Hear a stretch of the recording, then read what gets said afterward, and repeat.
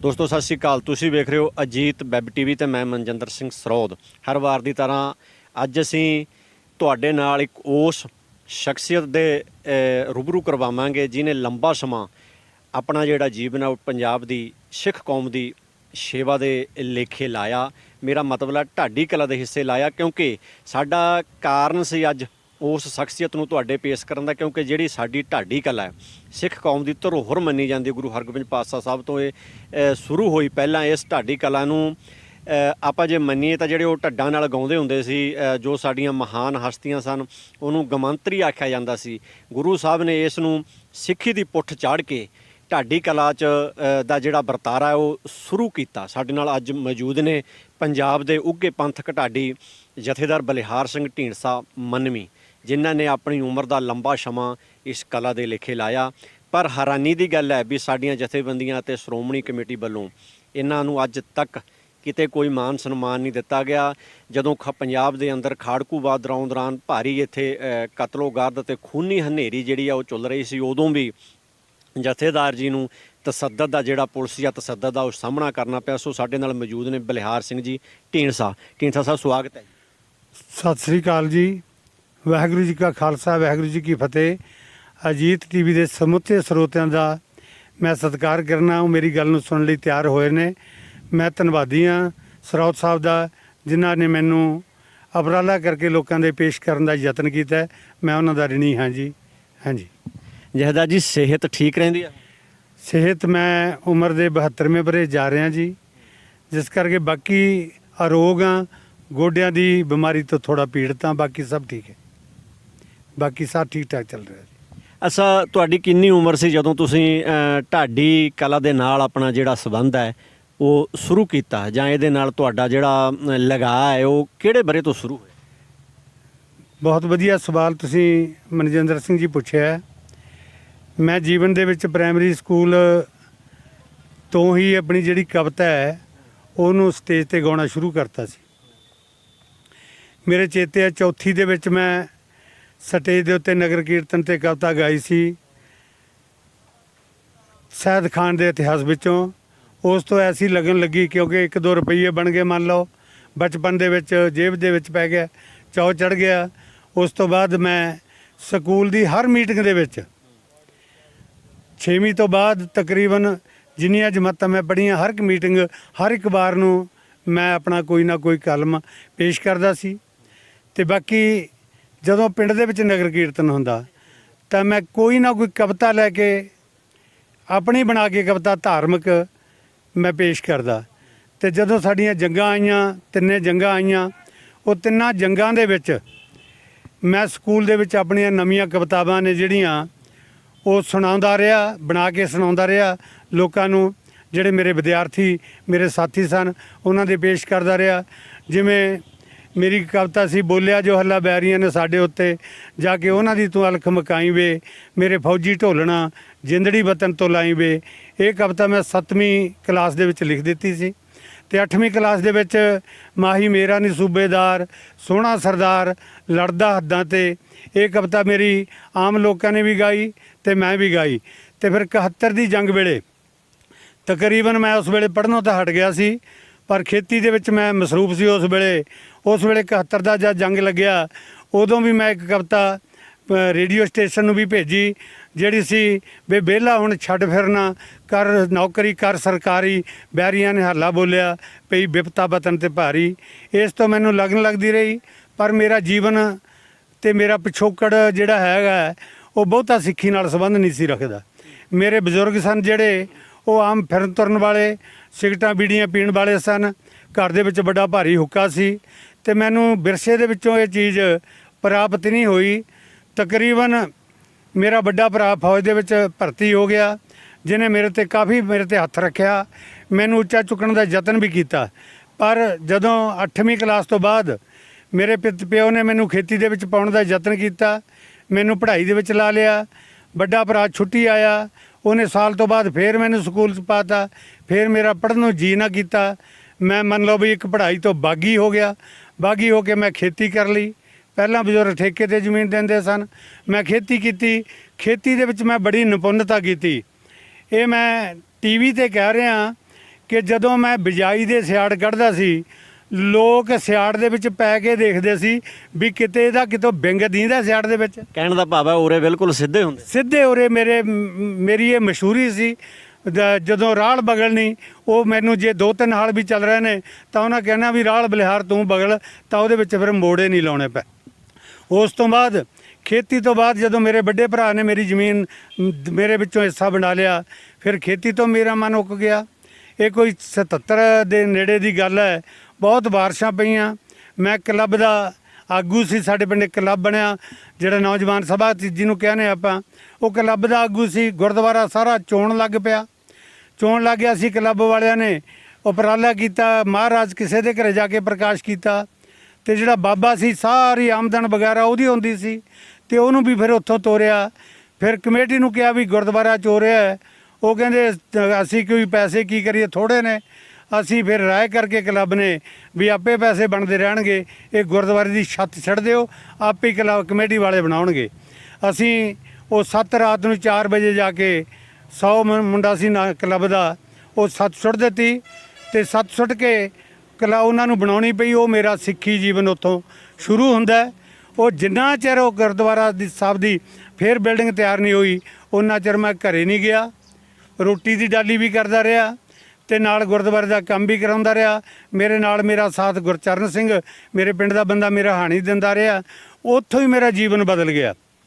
ਜਹੇਦਾਰ ਜੀ, ਇੱਕ ਦੱਸੋ ਵੀ ਤੁਸੀਂ ਲੰਬਾ ਸਮਾਂ ਪੰਥ ਨੂੰ ਆਪਣੀਆਂ ਸੇਵਾਵਾਂ ਦਿੱਤੀਆਂ ਨੇ, ਕੁੱਲ ਤੁਹਾਡੀਆਂ ਹੁਣ ਤੱਕ ਸ਼ੁਰੂ ਤੋਂ ਲੈ ਕੇ ਅੱਜ ਤੱਕ ਜੇ ਆਪਾਂ ਮੰਨੀਏ ਤਾਂ ਕਿੰਨੀਆਂ ਕੈਸਟਾਂ, ਕਿਉਂਕਿ ਪਹਿਲਾਂ ਕੈਸਟਾਂ ਦਾ ਦੌਰ ਹੁੰਦਾ ਸੀ, ਕਿੰਨਾ ਤੁਸੀਂ ਆਪਦੇ ਪੂਰੇ ਸਮੇਂ ਦੌਰਾਨ ਕਿੰਨੀਆਂ ਕੈਸਟਾਂ ਪੰਥ ਦੀ ਝੋਲੀ ਵਿੱਚ?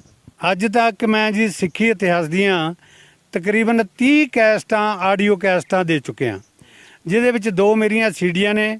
ਇੱਕ ਦਾ ਨਾਮ ਹੈ ਬਾਬੇ ਦੀ ਫੈਮਿਲੀ, ਇੱਕ ਫਿਲਮਨੁਮਾ ਹੈ ਕੇਸਰੀ ਨਿਸ਼ਾਨ ਝੂਲ ਦੇ, ਉਹ ਮੱਸੇ ਰੰਗੜ ਨੂੰ ਮਾਰਨਾ, ਦਰਬਾਰ ਨੂੰ ਆਜ਼ਾਦ ਕਰਾਉਣਾ, ਜਿਹਦੇ ਵਿੱਚ ਮੈਂ ਬਾਬਾ ਬੁੱਢਾ ਜੀ ਦਾ ਰੋਲ ਵੀ ਉਹਦੇ ਵਿੱਚ ਪਲੇ ਕੀਤਾ।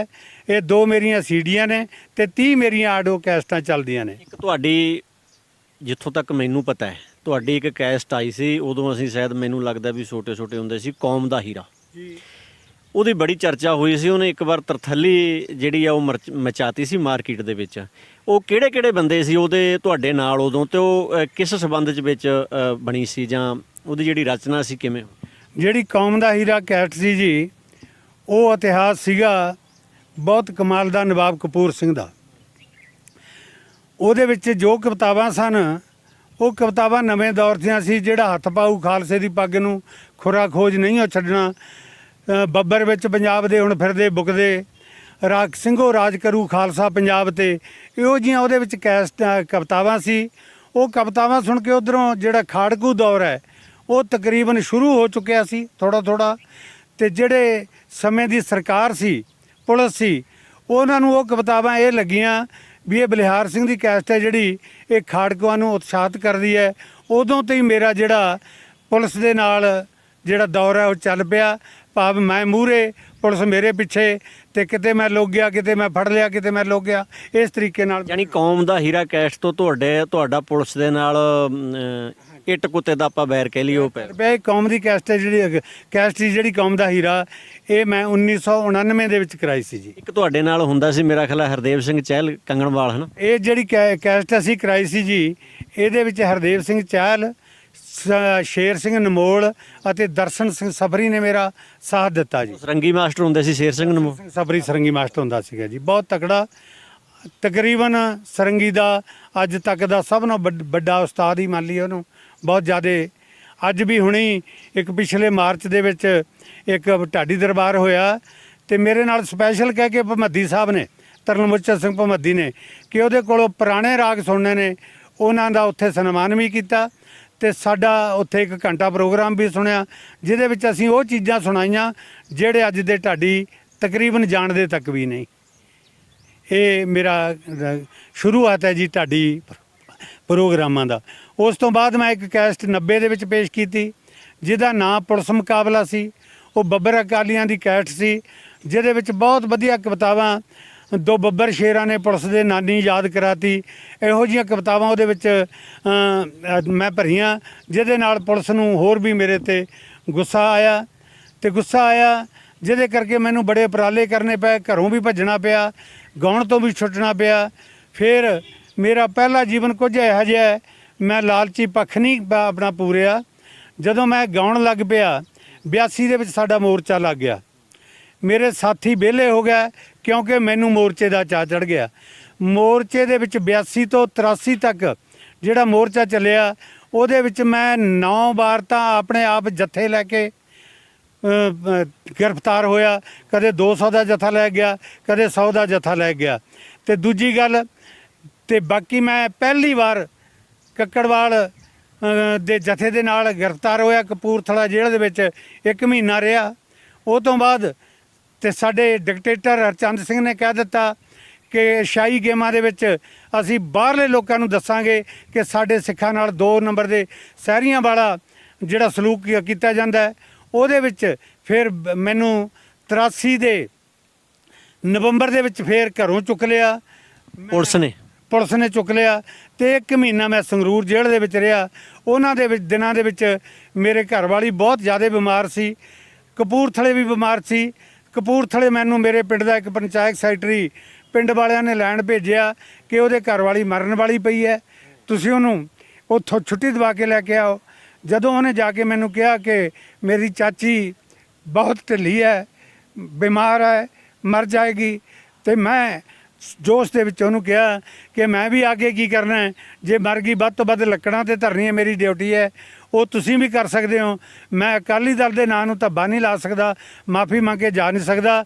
ਜੇ ਮਰਦੀ ਹੈ ਤਾਂ ਮਰ ਜਾਣ ਦਿਓ, ਇਹਦਾ ਮੈਨੂੰ ਕੋਈ ਡਰ ਨਹੀਂ। ਜਦੋਂ ਤੁਹਾਨੂੰ ਪੁਲਿਸ ਨੇ ਚੁੱਕਿਆ, ਕਈ ਵਾਰ ਚੱਕਿਆ ਤੇ ਤੁਹਾਡੇ ਤੇ ਤਸੱਦਦ ਢਾਉਂਦੇ ਹੋਣੇ ਆ ਪੁਲਿਸ ਵਾਲੇ, ਤੁਹਾਨੂੰ ਕੀ ਉਹਨਾਂ ਦਾ ਮਕਸਦ ਕੀ ਸੀ? ਤੁਹਾਨੂੰ ਇਸੇ ਕਰਕੇ ਵੀ ਇਹ ਢਾਡੀ ਕਲਾਂ ਨੇ ਸਾਡੇ ਖਿਲਾਫ ਖਾੜਕੂਆਂ ਨੂੰ, ਨੌਜਵਾਨਾਂ ਨੂੰ ਉਕਸਾਉਂਦੇ ਨੇ ਜਾਂ ਉਹਨਾਂ ਨੂੰ ਭੜਕਾਉਂਦੇ ਨੇ, ਇਹੀ ਕਹਿ ਕੇ ਤੁਹਾਨੂੰ ਟਾਰਗੇਟ ਕੀਤਾ ਜਾਂਦਾ ਸੀ?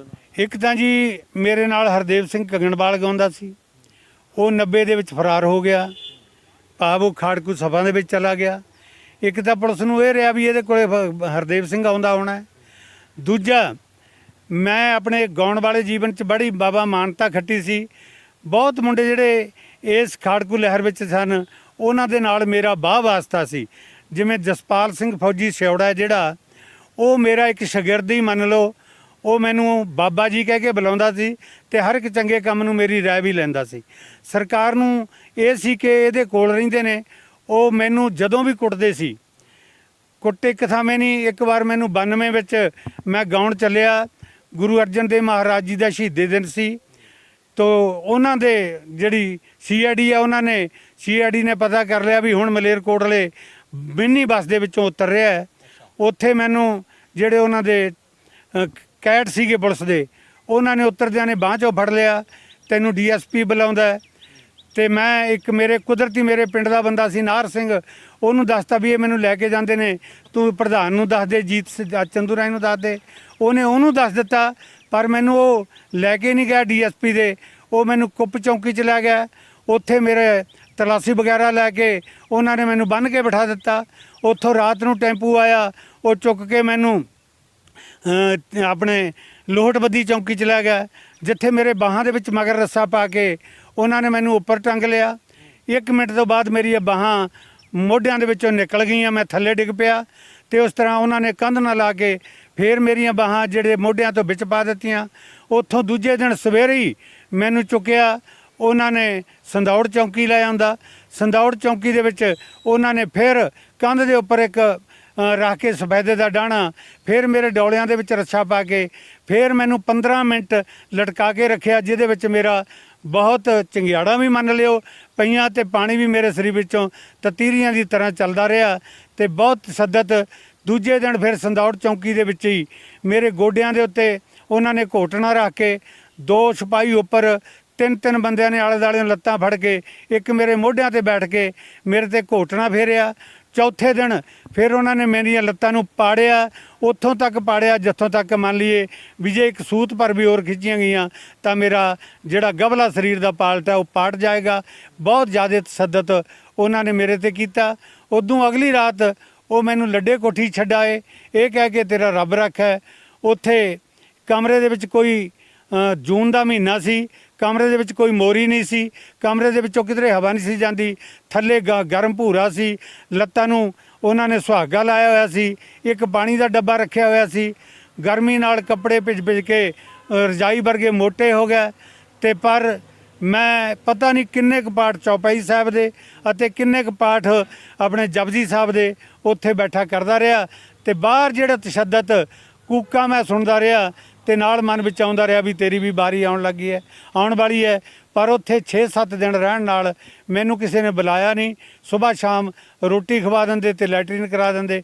ਬਾਕੀ ਇਦੋਂ ਬਾਅਦ ਉੱਥੋਂ ਬਾਅਦ ਫਿਰ ਮੇਰੀ ਸਿਫਾਰਿਸ਼ ਲੱਗ ਪਈ, ਪੱਖਾ ਲਾਉਣ ਲੱਗ ਪਿਆ ਮੇਰੇ ਤੇ। ਮੈਂ ਸਿਪਾਹੀ ਨੂੰ ਪੁੱਛਿਆ ਕਿ ਪੱਖਾ ਕਿਵੇਂ? ਕਹਿੰਦਾ ਸਰਦਾਰ ਜੀ ਲੱਗਦਾ ਹੈ ਕਿ ਤੁਹਾਡੀ ਸਿਫਾਰਿਸ਼ ਲੱਗ ਗਈ ਹੈ।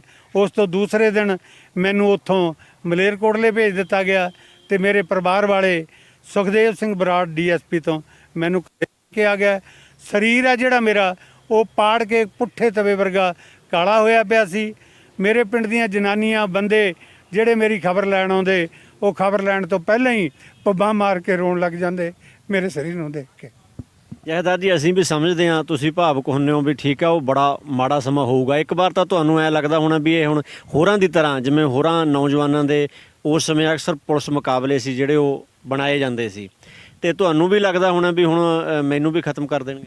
ਬਿਲਕੁਲ ਜੀ, ਮੈਨੂੰ 100% ਮੈਨੂੰ ਇਹ ਆਸ ਸੀਗੀ ਕਿ ਮੈਨੂੰ ਕਰ ਦੇਣਗੇ। ਕੁਦਰਤੀ ਜਿਹੜੀਆਂ ਸਾਡੀਆਂ 92 ਦੀਆਂ ਵੋਟਾਂ ਹੋਈਆਂ ਉਹਨਾਂ ਦੇ ਵਿੱਚ ਸਰਦਾਰ ਮੰਗੇਵਾਲ ਹਰਨੇਕ ਸਿੰਘ ਜੀ, ਉਹਨਾਂ ਦੀ ਅਸੀਂ ਮਦਦ ਕੀਤੀ, ਉਹਨਾਂ ਦੇ ਨਾਲ ਰਹੇ। ਉਹਨਾਂ ਨੇ ਮੇਰਾ ਉਪਕਾਰ ਮੰਨਿਆ ਵੀ ਮੇਰੀ ਜਿੱਤ ਇਹਨਾਂ ਕਰਕੇ ਹੋਈ ਹੈ। ਤੇ ਜਦੋਂ 10 ਦਿਨਾਂ ਤੋਂ ਬਾਅਦ ਮੇਰੇ ਘਰਦਿਆਂ ਨੇ ਮੰਗੇਵਾਲ ਸਾਹਿਬ ਨੂੰ ਜਾ ਕੇ ਦੱਸਿਆ ਕਿ ਬਲਿਹਾਰ ਸਿੰਘ ਨੂੰ 10 ਦਿਨ ਚੱਕਿਆਂ ਨੂੰ ਹੋ ਗਿਆ, ਉਹ ਬਹੁਤ ਨਾਰਾਜ਼ ਹੋਏ ਕਿ 10 ਦਿਨਾਂ ਦੇ ਵਿੱਚ ਤਾਂ ਪਤਾ ਨਹੀਂ ਕੀ ਕਰਤਾ ਹੋਣਾ ਪੁਲਿਸ ਨੇ। ਜਾਓ ਹੁਣ, ਜੇ ਮੈਨੂੰ ਬਲਿਹਾਰ ਸਿੰਘ ਮਿਲੂਗਾ ਤਾਂ ਹੀ ਮੈਂ ਪਿੰਡ ਆਊਂਗਾ। ਉਹਨਾਂ ਨੇ ਬੇਅੰਤ ਸਿੰਘ ਨੂੰ ਕਿਹਾ, ਬੇਅੰਤ ਸਿੰਘ ਨੇ ਆਈਜੀਆਂ ਨੂੰ ਕਿਹਾ, ਆਈਜੀ ਆਪਣੇ ਪਟਿਆਲਾ ਨੇ ਕਿਹਾ ਕਿ ਉਹ ਸੰਗਰੂਰ ਹੈ, ਉੱਥੋਂ ਜਾ ਕੇ ਲੈ ਲਵੋ।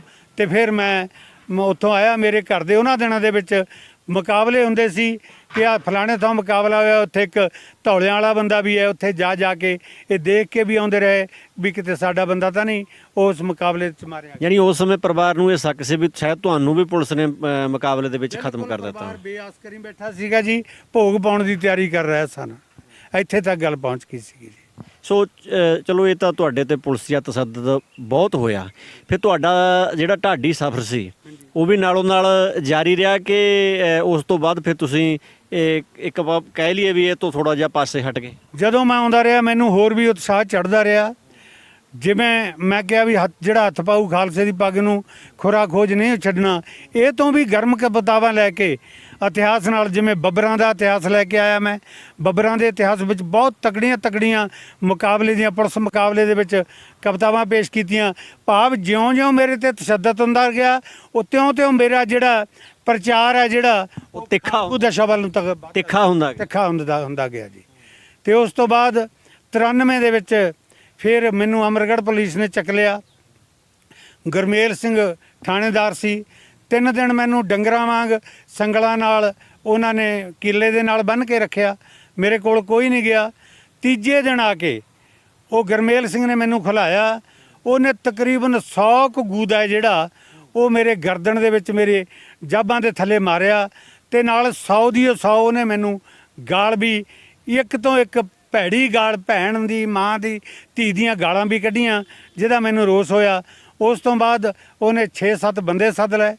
6-7 ਬੰਦੇ ਸੱਦ ਕੇ ਉਹਨੇ ਮੈਨੂੰ ਮੇਰਾ ਕਸ਼ਹਿਰਾ, ਮੇਰੀ ਕਿਰਪਾਨ ਉਤਰਾ ਕੇ ਮੈਨੂੰ ਪਾ ਦਿੱਤਾ, ਪਾ ਲਿਆ ਜੀ। ਤੇ ਮੈਨੂੰ ਪਾੜਨ ਲੱਗ ਪਿਆ।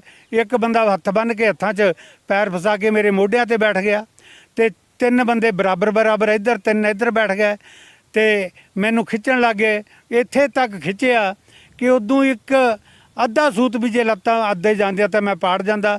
ਜਦੋਂ ਇੰਨੇ ਪੈਰ ਕਸੇ ਗਏ, ਉਹ ਭੈੜੇ ਥਾਣੇਦਾਰ ਗੁਰਮੇਲ ਸਿੰਘ ਨੇ ਉੱਠ ਕੇ ਮੇਰੇ ਦੋਨੇ ਪੱਬਾਂ ਤੇ ਆਪਦੇ ਬੂਟਾਂ ਵਾਲੇ ਪੈਰ ਜ਼ੋਰ ਨਾਲ ਧਰੇ ਤੇ ਮੇਰੇ ਦੋਵੇਂ ਗਿੱਟੇ ਟੁੱਟ ਗਏ ਤੇ ਸੱਜਾ ਗੋਡਾ ਜਿਹੜਾ ਉਹ ਟੁੱਟ ਗਿਆ, ਪਾਪ ਕਰੈਕ ਹੋ ਗਿਆ।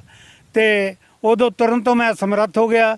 2.5-3 ਮਹੀਨੇ ਘਰ ਦੇ ਗਵਾਂਢੀਆਂ ਦੇ ਨਾਲ ਮੇਰੇ ਪਰਿਵਾਰ ਵਾਲੇ 2 ਬਾਹਾਂ ਤੋਂ 2 ਲੱਤਾਂ ਤੋਂ ਚੱਕ ਕੇ ਮੈਨੂੰ ਲੈਟਰੀਨ ਤੇ ਬਿਠਾਉਂਦੇ ਰਹੇ ਤੇ ਮੇਰੇ 5 ਥਾਵਾਂ ਤੇ 2 ਮੋਢਿਆਂ ਤੇ 2 ਗਿੱਟਿਆਂ ਤੇ 1 ਗੋਡੇ ਤੇ 5 ਥਾਵੇਂ 3 ਮਹੀਨੇ ਮੇਰੇ ਤੇ ਪਲਾਸਟਰ ਰੱਖੇ ਰਿਹਾ ਤੇ ਮੈਂ ਅੱਜ ਵੀ ਜਦੋਂ ਕਿਤੇ ਪੁਰਾ ਚੱਲਦਾ ਹੈ ਉਹ ਸੱਟਾਂ ਅੱਜ ਵੀ ਮੈਨੂੰ ਉਹ ਪੁਲਿਸ ਦੀ ਯਾਦ ਕਰਾ ਦਿੰਦੀਆਂ ਨੇ ਤੇ ਮੇਰੇ ਚੇਤੇ ਆਉਂਦਾ ਉਹ ਸਮਾਂ ਬੀਤਿਆ ਹੋਇਆ ਹੈ। ਬਿਲਕੁਲ ਬਹੁਤ ਜ਼ਿਆਦਾ ਜਿਹੜਾ ਉਹ ਸਮਾਂ ਸੀ ਉਹ ਮਾੜਾ ਸੀ। ਇੰਨਾ ਕੁਝ ਹੋਣ ਦੇ ਬਾਵਜੂਦ ਸ਼੍ਰੋਮਣੀ ਕਮੇਟੀ ਨੇ ਜਾਂ ਸ਼੍ਰੋਮਣੀ ਅਕਾਲੀ ਦਲ ਨੇ ਕਦੇ ਸਾਰ ਲਈ? ਮਨਜਿੰਦਰ ਸਿੰਘ ਜੀ, ਤੁਸੀਂ ਬਹੁਤ ਵਧੀਆ ਗੱਲ ਪੁੱਛੀ ਹੈ। ਮੈਂ ਅੱਜ ਤੱਕ ਮੈਂ ਪਹਿਲੀ ਗੱਲ ਇੱਕ ਤੁਹਾਨੂੰ ਦੱਸਣਾ ਚਾਹਨਾ ਵੀ ਮੇਰਾ 40 ਸਾਲ ਦਾ ਜੀਵਨ ਹੈ, ਮੈਨੂੰ ਅੱਜ ਤੱਕ ਢਾਡੀ ਸਾਈ ਨਹੀਂ ਕਰਨੀ ਆਉਂਦੀ। ਅੱਜ ਤੱਕ ਕੋਈ ਬੰਦਾ, ਜਿੰਨੇ ਪਿੰਡਾਂ 'ਚ ਮੈਂ ਗਿਆ, ਉਹ ਬੰਦਾ ਇਹ ਕਹਿ ਦੇਵੇ ਵੀ ਅੱਜ ਬਲਿਹਾਰ ਸਿੰਘ ਨੇ ਸਾਤੋਂ ਇੰਨੇ ਪੈਸੇ ਮੂੰਹ ਅੱਡ ਕੇ ਮੰਗੇ ਨੇ, ਕਹਿ ਕੇ ਲਏ ਨੇ। ਬਲਕਿ ਮੈਨੂੰ ਘੰਟਾ ਮੇਰੇ ਨਾਲ ਬਹਿਸ ਹੁੰਦੀ ਰਹੀ ਹੈ, ਅਸੀਂ ਜੀ ਕਮੇਟੀ ਨੂੰ ਦੱਸਣਾ ਹੈ, ਅਸੀਂ ਜੀ ਐਂ ਕਰਨਾ ਹੈ। ਮੈਂ ਉਹਨਾਂ ਨੂੰ ਇਹ ਗੱਲ ਕਹਿੰਦਾ ਸੀ ਵੀ ਤੁਰਨ ਲੱਗੇ ਨੂੰ ਲਿਫਾਫਾ ਫੜਾ ਦਿਓ, ਉੱਥੇ ਨਹੀਂ ਗਿਣਦਾ, ਰਸਤੇ 'ਚ ਆ ਕੇ ਗਿਣੂਗਾ। ਉਹ ਕਹਿੰਦੇ ਕਿਉਂ? ਮੈਂ ਆਖਿਆ ਵੀ ਜਦੋਂ ਗਿਣਤੇ ਕਈ ਵਾਰ ਘੱਟ ਵੱਧ ਤੇ ਮੱਥੇ 'ਤੇ ਤਿਉੜੀ ਪੈਂਦੀ ਹੈ, ਫਿਰ ਤੁਹਾਡੇ ਸਾਹਮਣੇ ਤਾਂ ਨਾ ਪਊਗੀ।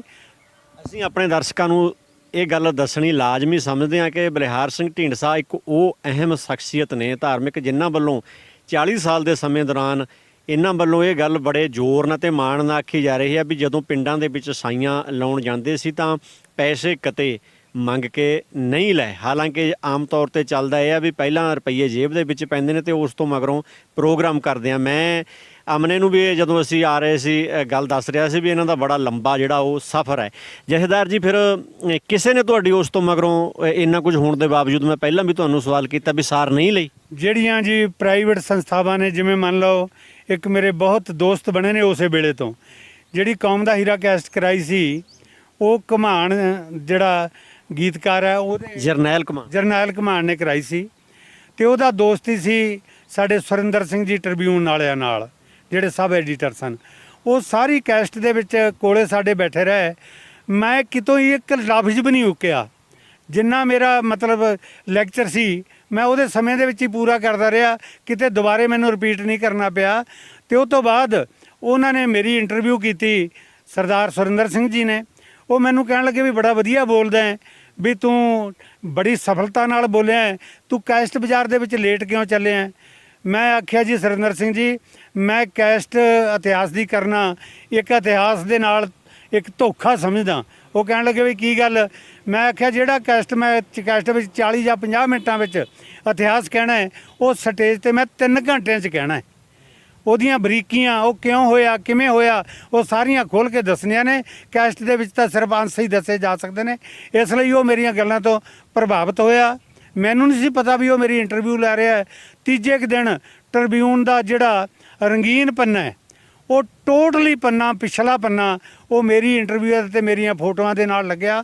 ਉਸ ਤੋਂ ਉਹ ਬਾਅਦ ਉਹ ਮੇਰੇ ਬੜੇ ਨੇੜੇ ਹੋ ਗਏ। ਨੇੜੇ ਹੋ ਕੇ ਤੇ ਜਦੋਂ ਮੈਨੂੰ ਪੁਲਿਸ ਚੱਕਣ ਲੱਗ ਪਈ ਤੇ ਉਹਨਾਂ ਨੂੰ ਪਤਾ ਲੱਗ ਜਾਣਾ। ਪਹਿਲੀ ਵਾਰ ਜਦੋਂ ਮੈਂ ਦੱਸਦਾ ਮੇਰੇ ਤੇ ਤਸੱਦਦ ਹੋਇਆ, ਹੁਸ਼ਿਆਰਾ ਸਿੰਘ ਰਾਣੂ ਨੇ ਉਹਨਾਂ ਦੱਸਿਆ ਕਿ ਤੁਹਾਡੇ ਆੜੀ ਨੂੰ ਪਤਾ ਨਹੀਂ ਮਾਰਤਾ, ਖਾਨੀ ਕਿੱਥੇ ਨੇ ਚੱਕਿਆ, 10 ਦਿਨ ਹੋ ਗਏ ਪਤਾ ਨਹੀਂ ਲੱਗਿਆ। ਉਹਨਾਂ ਨੇ ਹਰ ਰੋਜ਼ ਟ੍ਰਿਬਿਊਨ ਦੇ ਵਿੱਚ ਮੇਰਾ ਆਰਟੀਕਲ ਲਾਉਣਾ ਤੇ ਨਾਲ ਉਹਨਾਂ ਨੂੰ ਕਹਿਣਾ ਵੀ ਸਾਹਿਤਕ ਜਥੇਬੰਦੀਆਂ ਨੇ ਜਿਹੜੀਆਂ ਉਹ ਸੰਘਰਸ਼ ਤੇ ਆ ਜਾਣਗੀਆਂ ਜੇ ਬਲਿਹਾਰ ਸਿੰਘ ਦਾ ਪਤਾ ਨਾ ਦਿੱਤਾ ਗਿਆ। ਤੁਹਾਡੇ ਕਹਿਣ ਦਾ ਭਾਵ ਹੈ ਵੀ ਅਖਬਾਰਾਂ ਨੇ, ਮੀਡੀਆ ਨੇ ਤੁਹਾਡੀ ਸਾਰ ਉਸ ਸਮੇਂ ਵੀ ਲਈ? ਮੈਨੂੰ ਬਚਾਇਆ ਮੀਡੀਆ ਨੇ ਬਚਾਇਆ, ਪਰ ਸਾਡੀ ਸ਼੍ਰੋਮਣੀ ਕਮੇਟੀ ਔਰ ਅਕਾਲੀ ਦਲ ਨੇ ਕੁਝ ਨਹੀਂ ਨੇ ਅੱਜ ਤੱਕ ਨਾ ਉਹਨਾਂ ਤੋਂ ਕਦੇ ਮੰਗਿਆ, ਨਾ ਉਹਨਾਂ ਨੇ ਦਿੱਤਾ। ਦੇ ਕੇ ਕੀ ਕਰਨਗੇ? ਜੇ ਕਿਤੇ ਉਹਨਾਂ ਦੇ ਧਾਰਮਿਕ ਸਥਾਨਾਂ ਤੇ ਗਾਉਣ ਜਾਂਦੇ ਆ ਤਾਂ ਉੱਥੇ ਗਾਉਣ ਦਾ ਕੀ ਮਿਲਦਾ? 500 ਰੁਪਈਆ। ਹੁਣ ਪਿੱਛੇ ਇੱਕ ਸਾਡੀ ਆਪਦੀ ਅਸੀਂ ਯੂਨੀਅਨ ਬਣਾਈ ਸੀ ਤੇ ਉਹ ਯੂਨੀਅਨ ਦੇ ਵਿੱਚ ਅਸੀਂ ਲੜ ਭਿੜ ਕੇ ਮੱਕੜ ਦੇ ਨਾਲ 1100 ਰੁਪਈਆ ਕਰਵਾਇਆ ਸੀ। ਉਹ 1100 ਵੀ ਕਿਸੇ ਗੁਰਦੁਆਰੇ ਦੇ ਮੈਨੇਜਰ ਨੇ ਪੂਰਾ ਗਾਉਣ ਵਾਲਿਆਂ ਨੂੰ ਦਿੱਤਾ, 300 ਕੱਟ ਕੇ ਦਿੰਦੇ ਰਹੇ ਨੇ। ਤੇ ਇੱਕ ਵਾਰੀ 2 ਸਾਲ ਹੋਏ ਨੇ ਮੈਨੂੰ ਜਿਹੜਾ ਜੋੜ ਮੇਲਾ ਸਾਲਾਨਾ ਹੁੰਦਾ ਹੈ ਦਸੰਬਰ ਦੇ ਵਿੱਚ, ਗੁਰੂ ਗੋਬਿੰਦ ਸਿੰਘ ਮਹਾਰਾਜ ਜੀ ਦਾ ਆਲਮਗੀਰ ਸੱਦ ਲਿਆ ਤੇ ਉਹਨਾਂ ਨੇ 4100 ਰੁਪਈਆ ਦੇਣਾ ਸੀ ਸਾਨੂੰ। ਸ਼੍ਰੋਮਣੀ ਕਮੇਟੀ ਨੇ 4100 ਰੁਪਈਆ ਦੇਣਾ ਸੀ ਤੇ ਇੱਕ ਟਾਈਮ ਦਾ ਅਸੀਂ ਇੱਕ ਟਾਈਮ ਉੱਥੇ ਲਾਏ, ਬਾਕੀ ਟਾਈਮ ਨਾ ਜਾਇਆ ਗਿਆ। ਜਦੋਂ ਮੈਂ ਤੀਜੇ ਦਿਨ ਪੈਸੇ ਲੈਣ ਗਿਆ, ਉੱਥੇ ਦਾ ਜਿਹੜਾ ਖਜ਼ਾਨਚੀ ਸੀ ਉਹ ਮੈਨੂੰ ਬੁਝਾਰਤਾਂ ਪਾਉਣ ਲੱਗ ਗਿਆ ਕਿ ਤੂੰ ਆਇਆ ਨਹੀਂ। ਮੈਂ ਆਖਿਆ ਜੀ ਅਸੀਂ ਪ੍ਰੋਗਰਾਮ ਲਾ ਗਿਆ। ਇੱਕ ਕਹਿੰਦਾ 3 ਦਿਨ ਆਉਣਾ ਸੀ। ਮੈਂ ਕਿਹਾ ਵੀ 4100 ਤਾਂ ਫਿਰ ਸਾਡਾ ਭਾੜਾ ਹੀ ਲੱਗ ਜਾਂਦਾ, ਜੇ ਅਸੀਂ 3 ਦਿਨ ਆਉਂਦੇ 4100 ਭਾੜਾ ਲੱਗ ਜਾਂਦਾ। ਫਿਰ ਵੀ ਉਹਨੇ ਮੇਰੇ ਨਾਲ ਕਾਰਮਣਾ ਚਾਹਿਆ ਵੀ ਮੈਨੂੰ ਪੈਸੇ ਦਿਓ ਤੇ ਮੈਂ ਕੁਦਰਤੀ ਉਹਦੇ ਕੋਲ ਉੱਥੇ ਹੋਰ ਬੰਦੇ ਆ ਗਏ, ਉਹਨੇ ਮੈਨੂੰ 4100 ਦਿੱਤਾ। ਇੱਕ ਮੇਰਾ ਜਾਣਕਾਰ ਕਮੇਟੀ ਵਾਲਾ ਬੰਦਾ ਮਿਲ ਗਿਆ, ਮੈਂ ਕਿਹਾ ਯਾਰ ਐਂ ਕਹਿੰਦਾ ਸੀ, ਕਹਿੰਦਾ ਜਦ ਝੁਲਸੋ ਦਾ ਮੂੰਹ 1100 ਰੁਪਈਆ ਉਹਨੇ ਜੀ ਮੇਰੀ ਸਾਈ ਦੇ ਵਿੱਚੋਂ ਸਾਡਾ ਜਿਹੜਾ 4100 ਸੀ ਉਹਦੇ ਕੱਟ ਲਿਆ। 1100 ਲੈ ਲਿਆ, 3100 ਰਹਿ ਗਿਆ ਤੁਹਾਡੇ ਕੋਲ। 3100 ਰਹਿ ਗਿਆ। ਇਹੋ ਜਿਹਾ ਕੰਮ ਤਾਂ ਕਮੇਟੀ ਕਰਦੀ ਹੈ, ਇਹਨਾਂ ਨੇ ਢਾਡੀਆਂ ਦੀ ਮਦਦ ਕੀ ਕਰਨੀ ਹੈ। ਅੱਛਾ, ਇੱਕ ਇਹ ਦੱਸੋ, ਆਪਾਂ ਥੋੜਾ ਜਿਹਾ ਸਵਾਲ ਇਸ ਪਾਸੇ ਵੱਲ ਨੂੰ ਪਈ ਹੈ, ਜਿਹੜੀ ਢਾਡੀ ਕਲਾ ਹੈ ਇਹਦੇ ਖਤਮ ਹੋਣ ਦਾ ਜਾਂ ਇਹਦਾ ਵਿਸਰਨ ਦਾ ਸਾਡੀ ਨੌਜਵਾਨੀ ਨੂੰ ਤਾਂ ਬਿਲਕੁਲ ਨਹੀਂ ਪਤਾ, ਉਹ ਤਾਂ ਸਿਰਫ ਕਲਾਕਾਰਾਂ ਤੱਕ ਸਿਮਟ ਕੇ ਰਹੇਗੀ। ਵੀ ਇਹਦਾ ਕਾਰਨ ਕੀ ਹੈ, ਇਹ ਕਿਉਂ ਇਹਦਾ ਇਹ ਹਾਲ ਹੋਇਆ, ਇੱਥੇ ਇਹ ਕਿੱਥੇ ਨੁਕਸ ਹੈ ਜਾਂ ਕੀ ਗੱਲਾਂ ਬਾਤਾਂ ਨੇ? ਅੱਜ ਕੱਲ੍ਹ ਗੱਲਾਂ ਬਾਤਾਂ ਇਹ ਨੇ ਜੀ, ਜਿਹੜੇ ਸਾਡੇ ਢਾਡੀ ਨੇ, ਅੱਗੇ ਜਿਹੜੇ ਪਿਛਲੇ ਢਾਡੀ ਸੀ ਉਹ ਪ੍ਰਸੰਗ ਯਾਦ ਕਰਦੇ, ਚਾਹੇ 2 ਘੰਟੇ ਆ ਚਾਹੇ 3 ਘੰਟੇ ਆ, ਕਿਸੇ ਨੇ ਕਾਪੀ ਨਹੀਂ ਰੱਖਣੀ, ਉਹਨਾਂ ਦੇ ਮੂੰਹ ਜ਼ਬਾਨੀ ਯਾਦ ਪ੍ਰਸੰਗ ਗਾਉਣਾ, ਉਹਨਾਂ ਦਾ ਪ੍ਰਭਾਵ ਬਣਦਾ ਸੀ, ਲੋਕ ਸੁਣਦੇ ਸੀ। ਅੱਜ ਕਿਉਂਕਿ ਜਿੰਨਾ ਚਿਰ ਗਵਈਏ ਦਾ ਅੱਖ ਸਰੋਤਿਆਂ ਨਾਲ ਨਹੀਂ ਮਿਲਦੀ, ਉਹਨਾਂ ਚਿਰ ਸਰੋਤੇ ਤੇ ਪ੍ਰਭਾਵ ਨਹੀਂ ਪੈ ਸਕਦਾ। ਅੱਜ ਵੱਡੇ ਵੱਡੇ ਰਜਿਸਟਰ ਨੇ ਜਿਹੜੇ ਉਹ ਲਿਖੇ ਹੋਏ ਨੇ, ਕੋਈ ਕਵਿਤਾ ਯਾਦ ਨਹੀਂ ਕਰਦਾ, ਨਾ ਕਿਸੇ ਦੇ ਯਾਦ ਹੈ, ਉਹ ਰਜਿਸਟਰ ਰੱਖ ਕੇ ਗਾਉਂਦੇ ਨੇ, ਉਹ ਉਹਨਾਂ ਦੀ ਨਿਗਾਹ ਕਾਪੀ 'ਚ ਰਹਿੰਦੀ ਹੈ, ਨਾ ਸਰੋਤੇ ਦਾ ਉਹਨਾਂ ਨਾਲ ਪਿਆਰ ਬਣੇ ਤੇ ਨਾ ਉਹਨਾਂ ਦਾ ਸਰੋਤੇ ਤੇ ਪ੍ਰਭਾਵ ਪਾਉਣ ਲਈ ਪ੍ਰਭਾਵ ਬਣੇ। ਜਿਸ ਕਰਕੇ ਦੂਜਾ ਗੱਲ, ਸਾਡਾ ਟੀਵੀ ਤੇ ਸਾਡੇ ਜਿਹੜੇ ਮੋਬਾਈਲ ਆਏ ਨੇ, ਇਹਨਾਂ ਨੇ ਇਸ ਪੱਖੋਂ ਸਾਡੀ ਨੌਜਵਾਨੀ ਨੂੰ ਬਹੁਤ ਸਾਡੇ ਤੋਂ ਪਿੱਛੇ ਕਰ ਦਿੱਤਾ ਹੈ। ਤੇ ਇਸ ਕਰਕੇ ਜਿਹੜਾ ਅੱਜ ਸਾਡਾ ਕੁਝ ਜਿਹੜੀਆਂ ਜਿਨ੍ਹਾਂ ਨੇ ਪ੍ਰਚਾਰ ਨੂੰ ਉੱਚਾ ਚੁੱਕਣਾ ਸੰਸਥਾਵਾਂ ਨੇ, ਉਹ ਸਾਡੇ ਵੱਲ ਧਿਆਨ ਨਹੀਂ ਦੇ ਰਹੀਆਂ, ਜਿਸ ਕਰਕੇ ਅਸੀਂ ਆਪਣੀ ਕਮਾਈ ਤੇ ਰਹਿ ਗਏ ਕਿ ਕਿਤੋਂ ਸਾਈ ਆਊ ਤੇ ਬੱਚੇ ਪਾਲ ਲਾਂਗੇ, ਨਹੀਂ ਘਰੇ ਬੈਠੇ ਆ। ਅੱਜ ਕੱਲ ਕਮਾਈ ਦਾ ਸਾਧਨ ਕੀ ਹੈ, ਪਰਿਵਾਰ ਦਾ ਗੁਜ਼ਾਰਾ ਹੈ ਉਹ ਕਿਵੇਂ ਚੱਲਦਾ? ਅੱਜ ਕੱਲ ਕਰੋਨਾ ਚੱਲ ਰਿਹਾ ਜੀ, ਕਰੋਨਾ ਚੱਲ ਰਿਹਾ, ਤਕਰੀਬਨ 4 ਮਹੀਨੇ ਹੋ ਗਏ ਮੈਂ ਪ੍ਰੋਗਰਾਮ ਨਹੀਂ ਕੋਈ ਲਾਇਆ। ਤੇ ਕਿਤੇ ਪਹਿਲਾਂ ਤੋਂ ਜਦ ਤੋਂ ਮੈਂ ਗਾਉਣ ਲੱਗਿਆ, ਬਿਨਾਂ ਬੁਲਾਏ ਮੈਂ ਅੱਜ ਤੱਕ ਕਿਤੇ ਗਿਆ ਨਹੀਂ ਤੇ ਆਮ ਗੁਰਦੁਆਰਿਆਂ ਵਿੱਚ ਆਲਮਗੀਰ ਹੈ, ਕਟਾਣਾ ਸਾਹਿਬ ਹੈ, ਮੰਜੀ ਸਾਹਿਬ ਹੈ, ਇੱਥੇ ਜਾਈਏ ਐਤਵਾਰ ਨੂੰ 500-400 ਬਣ ਸਕਦਾ, ਪਰ ਨਹੀਂ, ਮੈਂ ਕਿਤੇ ਗਿਆ ਨਹੀਂ ਬਿਨਾਂ ਬੁਲਾਏ। ਸਨੇਹ ਤੋਂ ਬਿਨਾਂ ਤਾਂ ਮੈਂ ਫਤਿਹਗੜ੍ਹ ਦੀ ਸਰਗੰਧ ਤੇ ਵੀ ਆਪਣਾ ਢਾਡੀ ਜਥਾ ਨਹੀਂ ਲੈ ਗਿਆ, ਤੇ ਸੁਨੇਹਾ ਆਉਂਦਾ ਤਾਂ ਮੈਂ ਜਾਣਾ। ਤੇ ਮੈਂ 4 ਮਹੀਨਿਆਂ ਤੋਂ ਘਰੇ ਆਪਣੇ ਵਿਹਲੀ ਬੈਠਾ, ਜੋ ਕੁਝ ਉਹਨਾਂ ਸਮਿਆਂ ਦੇ ਵਿੱਚ 5-7 ਹਜ਼ਾਰ ਸੀ ਉਹਨੂੰ ਭੋਰ ਕੇ ਖਾ ਰਿਹਾ। ਬਾਕੀ ਆਉਣ ਵਾਲੇ ਸਮੇਂ ਵਿੱਚ ਪ੍ਰੋਗਰਾਮ ਚੱਲਣਗੇ ਤੇ ਆਸ ਨਾਲ ਬੈਠੇ ਆ। ਬਾਕੀ ਕੋਈ ਮਦਦ ਕਿਸੇ ਵੀ, ਮੇਰੇ ਨਾਲ ਵੀ, ਮੈਂ ਨਹੀਂ, ਮੇਰੇ ਨਾਲ ਵੀ ਗਰੀਬ, ਮਤਲਬ ਜਿਹੜੇ SC BC ਢਾਡੀ ਨੇ, ਜਿਨ੍ਹਾਂ ਦਾ ਕੋਈ ਹੋਰ ਕਿੱਤਾ ਹੀ ਨਹੀਂ, ਨਾ ਉਹ ਕਰ ਸਕਦੇ ਨੇ, ਤੇ ਉਹ ਬਿਲਕੁਲ ਬੇਰੁਜ਼ਗਾਰੀ ਦੇ ਕਰਕੇ ਅੱਜ ਉਹਨਾਂ ਦੇ ਪਰਿਵਾਰ ਭੁੱਖੇ ਮਰ ਰਹੇ ਨੇ। ਨਾ ਸ਼੍ਰੋਮਣੀ ਕਮੇਟੀ ਨਾ ਕੋਈ ਹੋਰ ਸੰਸਥਾਵਾਂ ਨੇ ਜਿਹੜੀਆਂ, ਉਹ ਹੋਰ ਤਾਂ ਭਈਏ ਜਾਂਦੇ ਨੇ ਜੀ ਇਹਨਾਂ ਨੂੰ ਰਾਸ਼ਨ ਦੇ ਦਿਓ, ਆ ਫਲਾਣਾ ਜਾਂਦਾ ਜੀ ਇਹਨਾਂ ਨੂੰ ਰਾਸ਼ਨ ਦੇ ਦਿਓ, ਪਰ ਜਿਹੜੇ ਪ੍ਰਚਾਰਕ ਨੇ ਕੌਮ ਦੇ, ਇਹਨਾਂ ਨੂੰ ਪੂਰਾ ਅੱਖੋਂ ਪਰੋਖੇ ਕੀਤਾ ਹੋਇਆ। ਤੇ ਮੈਂ ਇਹ ਬੇਨਤੀ ਤੁਹਾਡੇ ਰਾਹੀਂ ਕਰਨਾ ਚਾਹੁੰਦਾ ਕਿ ਅਸਲ ਮੇਰੇ ਇੱਕ ਗੱਲ ਚੇਤੇ ਹੈ, ਮਨਜਿੰਦਰ ਸਿੰਘ ਜੀ, ਇਹ ਤਕਰੀਬਨ 92-93 ਦੀ ਗੱਲ ਹੈ, ਜਦੋਂ ਕਾਂਗਰਸ ਦੀ ਸਰਕਾਰ ਆਈ ਹੈ ਤੇ ਬੇਅੰਤ ਸਿੰਘ ਨੇ ਸਰਦਾਰ ਹਰਨੇਕ ਸਿੰਘ ਮੰਗੇਵਾਲ ਨੂੰ ਕਿਹਾ ਕਿ ਅਕਾਲੀਆਂ ਦਾ ਪ੍ਰਚਾਰ ਹੈ ਜਿਹੜਾ ਢਾਡੀ ਮੁਫਤ ਕਰਦੇ ਨੇ, ਕਿਉਂ ਨਾ ਆਪਾਂ ਢਾਡੀ ਰੱਖ ਲਈਏ। ਤੇ ਢਾਡੀ ਜੇ ਆਪਾਂ ਰੱਖਾਂਗੇ, ਆਪਣੇ ਮੂਹਰੇ ਢਾਡੀ ਗਾਉਣਗੇ ਤੇ ਆਪਣਾ ਮੱਲੋ ਮੱਲੀ ਪ੍ਰਚਾਰ ਹੋਊਗਾ। ਤੇ ਉਹ ਕਿਸੇ ਨੂੰ ਪੁੱਛੋ, ਤੇ ਮੈਨੂੰ ਪੁੱਛਣ ਲਈ ਮੈਨੂੰ ਮੰਗੇਵਾਲ ਸਾਹਿਬ ਨੇ, ਮੰਗੇਵਾਲ ਆਪਣੇ ਪਿੰਡ ਬੁਲਾਇਆ ਕਿ ਮੈਨੂੰ ਸਰਦਾਰ ਜੀ ਬੇਅੰਤ ਸਿੰਘ ਨੇ ਇਹ ਕਿਹਾ ਕਿ ਤੈਨੂੰ ਅਸੀਂ ਉੱਪਰ ਕਰ ਲਵਾਂਗੇ, ਤੈਨੂੰ ਸਾਰੇ ਢਾਡੀਆਂ ਦਾ ਆਗੂ ਬਣਾ ਦੇਵਾਂਗੇ, ਤੈਨੂੰ ਵੱਧ ਤਨਖਾਹ ਦੇ ਦੇਵਾਂਗੇ, ਇਸ ਲਈ ਤੂੰ ਸਾਡੇ ਨਾਲ ਜਥੇ ਨੇ ਜਿਹੜੇ ਉਹ ਕੋਈ ਸਾਡੇ ਨਾਲ ਐਡਮਿਟ ਕਰ। ਮੈਂ ਆਖਿਆ ਮੰਗੇਵਾਲ ਸਾਹਿਬ, ਮੈਂ ਤੁਹਾਡਾ ਨਿੱਜੀ ਤੌਰ ਤੇ ਸਤਿਕਾਰ ਕਰਦਾ, ਤੁਸੀਂ 5 ਬਾਣੀਆਂ ਦੇ ਨਿਤਨੇਮੀ ਹੋ, ਇਸ ਕਰਕੇ ਤੁਹਾਡਾ ਮੇਰੇ ਤੇ ਬਹੁਤ ਵੱਡਾ ਪ੍ਰਭਾਵ ਹੈ, ਬੇਸ਼ੱਕ ਤੁਸੀਂ ਕਾਂਗਰਸੀ ਹੋ, ਤੇ ਇਸ ਕਰਕੇ ਜੋ ਕੁਝ ਤੁਸੀਂ ਮੈਨੂੰ ਕਹੋਗੇ ਮੈਂ ਉਹ ਕਰਨ ਨੂੰ ਤਿਆਰ ਹਾਂ। ਪਰ ਜਿਹੜੀਆਂ ਕਮੇਟੀਆਂ ਨੇ ਗੁਰਦੁਆਰਿਆਂ ਦੀਆਂ, ਉਹ ਸਾਰੀਆਂ ਅਕਾਲੀ ਕਮੇਟੀਆਂ ਨੇ। ਅਕਾਲੀ ਕਮੇਟੀਆਂ ਨੂੰ ਜਦੋਂ ਪਤਾ ਲੱਗ ਗਿਆ ਕਿ ਢਾਡੀ ਜਥਾ ਕਾਂਗਰਸ ਦਾ ਹੈ, ਉਹਨਾਂ ਨੇ ਸੱਦਣੋਂ ਅੜ ਜਾਣਾ, ਅਸੀਂ ਤੁਹਾਡੀ ਤਨਖਾਹ ਤੇ ਰਹਿ ਜਾਾਂਗੇ, ਸਾਡੇ ਬੱਚੇ ਹੋਰ ਵੀ ਭੁੱਖੇ ਮਰਨ ਲੱਗ ਜਾਣਗੇ। ਮੈਨੂੰ ਪੈਸੇ ਦਾ ਲਾਲਚ ਨਹੀਂ ਕੀਤਾ ਤੇ ਮੈਂ ਜਵਾਬ ਦੇ ਕੇ ਉੱਥੋਂ ਆ ਗਿਆ। ਪਰ ਬੇਅੰਤ ਸਿੰਘ ਨੇ ਇਹ ਗੱਲ ਨੂੰ ਮਹਿਸੂਸ ਕੀਤਾ ਕਿ ਅਕਾਲੀ ਪ੍ਰਚਾਰ ਹੈ ਜਿਹੜਾ, ਉਹ ਕੇਵਲ ਤੋਂ ਕੇਵਲ ਢਾਡੀ ਉਹ ਵੀ ਨਿਰਸ਼ੁਲਕ ਕਰ ਰਹੇ ਨੇ, ਬਿਨਾਂ ਪੈਸੇ ਤੋਂ ਕਰ ਰਹੇ ਨੇ। ਤੁਸੀਂ ਤਾਂ ਆਪਣੇ ਪੱਖ ਤੋਂ ਪੰਥ ਦੇ ਲੇਖੇ ਲਾਤੀ, ਪਰ ਉੱਥੇ ਵੀ ਫਿਰ ਇੰਨਾ ਕੁਝ ਕਹਿਣ ਦੇ ਬਾਵਜੂਦ ਜਦੋਂ ਤੁਸੀਂ ਸਰਕਾਰ ਨੂੰ ਤੋੜ ਕੇ ਜਵਾਬ ਦਿੱਤਾ ਤਾਂ ਆਪਦਿਆਂ ਨੇ ਫਿਰ ਵੀ ਕਦਰ ਨਹੀਂ ਪਾਈ। ਆਪਦਿਆਂ ਨੇ ਕੀ ਕਦਰ ਪਾਉਣੀ ਸੀ? ਤੁਸੀਂ ਮੇਰਾ ਜੀਵਨ ਹੈ ਜੀ ਜਿਹੜਾ, ਉਹ ਪਿਛਲਾ ਫਰੋਲ ਕੇ ਦੇਖੋ। ਜਦੋਂ ਮੋਰਚਾ ਚੱਲਦਾ ਸੀ, ਸੰਗਰੂਰ ਜ਼ਿਲ੍ਹੇ ਦੇ ਵਿੱਚੋਂ ਸਭ ਨਾਲੋਂ ਵੱਧ ਬਿਸਤਰੇ ਇਕੱਠੇ ਕਰਕੇ ਮੈਂ ਭੇਜੇ ਨੇ। ਪਿੰਡਾਂ ਦੇ ਵਿੱਚ 4 ਵਜੇ ਨੂੰ ਤੜਕੇ ਉੱਠ ਕੇ 10-10 ਗੁਰਦੁਆਰਿਆਂ ਦੇ ਵਿੱਚ ਮੈਂ ਜਿਹੜਾ ਅਕਾਲੀ ਦਲ ਦਾ ਪ੍ਰੋਗਰਾਮ ਸੀ ਮੋਰਚੇ ਦਾ, ਉਹ 10-10 ਪਿੰਡਾਂ ਦੇ ਗੁਰਦੁਆਰਿਆਂ 'ਚ ਬੋਲ ਸਕਦਾ ਜੀ। ਜਿਹੜੀਆਂ ਕੈਸਟਾਂ ਤੁਸੀਂ ਕੀਤੀਆਂ ਉਹਨਾਂ ਦਾ ਕੋਈ ਪੈਸਾ ਟੁੱਕਰ ਵਗੈਰਾ ਤੁਹਾਨੂੰ ਆਇਆ ਬਾਅਦ ਚ ਕਿ ਨਹੀਂ? ਬਾਅਦ ਚ ਨਾ ਸੀ ਆਉਂਦਾ ਸੀ। ਕੋਈ ਜਿਹੜੇ ਕੰਪਨੀ ਵਾਲੇ ਸੀ ਉਹ ਪਹਿਲਾਂ ਹੀ ਕੋਈ 10,000 ਕੋਈ 15,000 ਉਹਨਾਂ ਸਮਿਆਂ 'ਚ ਉਹ ਸਾਨੂੰ ਪਹਿਲਾਂ ਹੀ ਦੇ ਦਿੰਦੇ ਸੀ ਕੈਸਟ, ਚਾਹੇ ਉਹਨਾਂ ਦੀ ਘੱਟ ਵਿਕੇ ਚਾਹੇ ਵੱਧ ਵਿਕੇ। 3-4 ਕੈਸਟਾਂ ਨੇ ਜਿਹੜੀਆਂ ਮੇਰੀਆਂ, ਉਹ ਬਹੁਤ, ਮੇਰਾ ਖਿਆਲ ਹੈ ਵੀ ਸ਼ਾਇਦ ਰਿਕਾਰਡ ਨਾ ਤੁਰਿਆ ਹੋਵੇ। ਕੌਮ ਦਾ ਹੀਰਾ ਨੇ ਮੈਨੂੰ ਲੱਗਦਾ ਉਹ ਤੋਂ ਪਹਿਲਾਂ ਇੱਕ ਟੁੱਟੀ ਗੰਢਣ ਹਾਰ ਮਹਾ ਸਿੰਘ ਦਾ ਪ੍ਰਸੰਗ ਸੀ, ਉਹ ਅੱਜ ਵੀ ਤੱਕ ਵੀ ਲੋਕ ਮੈਨੂੰ ਪੁੱਛਦੇ ਨੇ ਵੀ ਉਹਨੂੰ ਦੁਬਾਰੇ ਕਰਾਓ। ਤੇ ਪੁਲਿਸ ਮੁਕਾਬਲਾ ਨੇ ਬੜਾ ਵਾਹਵਾ ਤਰਥੱਲੀ ਮਚਾਈ। ਉਹ ਤੋਂ ਬਾਅਦ ਇੱਕ ਬੀਟੀ ਨੂੰ ਮਾਰਨ ਦੀ ਕੈਸਟ ਸੀ, ਉਹਦੇ ਵਿੱਚ ਆਪਣੇ ਮਲੇਰਕੋਟਲੇ 5 ਗਰਾਈਆਂ ਇਹਨਾਂ ਇਸ ਹਲਕੇ ਦਾ ਇਤਿਹਾਸ ਭਰਿਆ ਸੀ। ਉਹ ਬਹੁਤ ਕਮਾਲ ਦੀ ਕੈਸਟ ਸੀਗੀ। ਉਹਦੇ ਜਿਹੜਾ ਨਾਸੀ ਧੂਆਂ ਲਿਆ ਤਾਂ ਅਣਖੀ ਦਲੇਰਾਂ ਨੇ ਖੂਨੀ ਸਰਕਾਰ ਦੇ, ਇਹ ਕਵਿਤਾ ਬੜੀ ਮਸ਼ਹੂਰ ਹੋਈ ਸੀ। ਉਹਦੇ ਵਿੱਚ ਇਹੋ ਜਿਹੀਆਂ ਕੈਸਟਾਂ ਮੈਂ ਕੌਮ ਨੂੰ ਦਿੱਤੀਆਂ ਤੇ ਦਿੱਤੀਆਂ ਕੌਮ ਨੂੰ, ਪਰ ਇਹ ਕੈਸਟਾਂ ਦੇ ਨਾਲ ਸਿਰਫ ਪੁਲਿਸ ਦੀ ਕੁੱਟੇ ਪੱਲੇ ਪਈ ਹੈ, ਹੋਰ ਕੁਝ ਨਹੀਂ ਪਿਆ ਪੱਲੇ। ਨਵੀਂ ਪੀੜ੍ਹੀ ਨੂੰ, ਅੱਜ ਦੇ ਯੂਥ ਨੂੰ ਕੀ ਸੁਨੇਹਾ? ਯੂਥ ਨੂੰ ਮੈਂ ਬੇਨਤੀ ਕਰੂੰਗਾ ਕਿ ਧਰਮ ਨਾਲ ਜੁੜਨਾ ਹੀ ਸਭ ਨਾਲੋਂ ਵੱਡੀ ਗੱਲ ਹੈ।